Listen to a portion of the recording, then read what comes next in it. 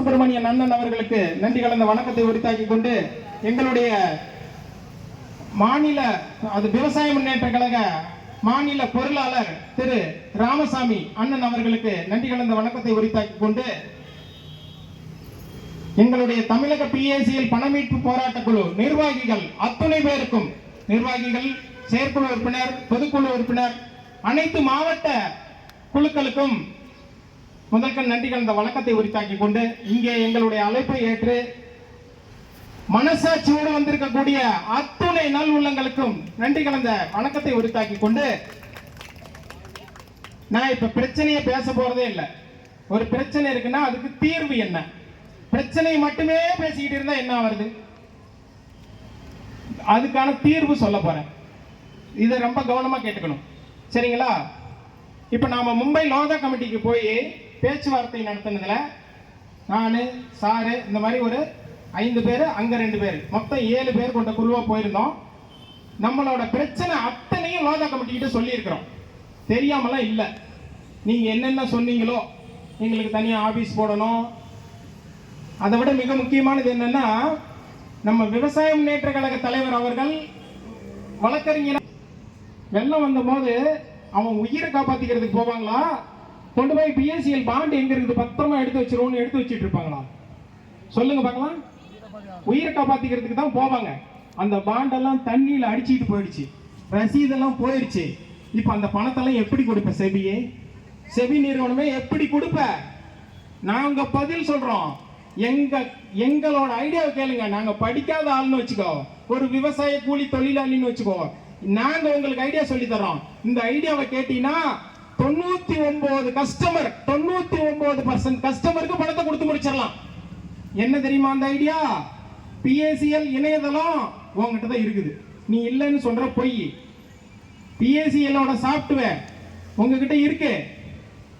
ஒவ்வொரு கஸ்டமரும் ஒவ்வொரு ஏஜென்ட் இருக்கிறோம்னா எங்க கிட்ட அந்த கஸ்டமரோட லிஸ்ட் இருக்குது. யூ நம்பர் கேட்டீங்கல்ல, யூ நம்பர் எங்க கிட்ட இருக்குது. அந்த யூ நம்பரை நாங்க எழுதி உங்களுக்கு லிஸ்டா அனுப்புறோம். ஓகேவா?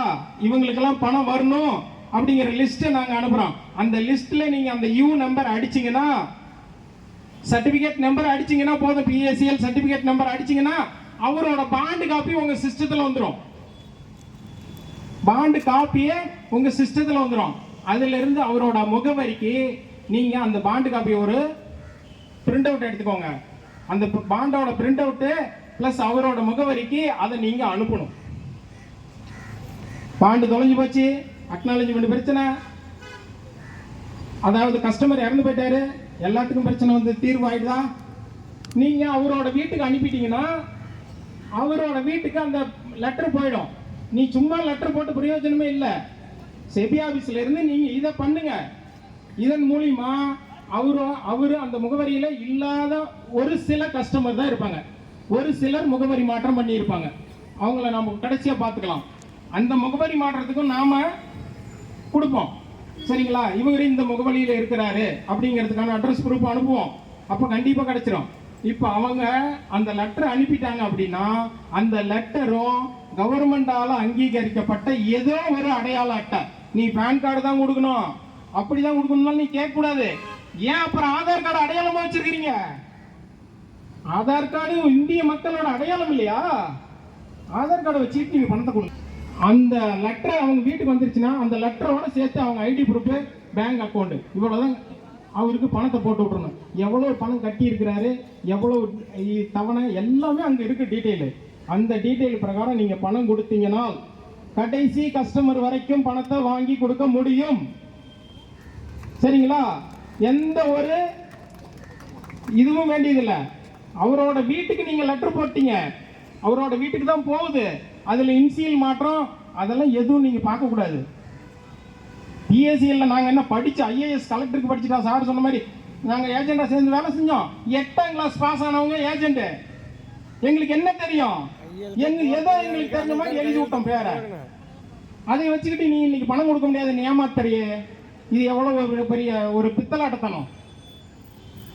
அதனால இந்த மாதிரி சின்ன சின்ன விஷயங்கள் உண்மையிலே பணத்தை கொடுத்து முடிக்கணும் அப்படிங்கிற மனசு இருந்தா நிச்சயமா இந்த விதத்துல கொடுத்து முடிக்கலாம்.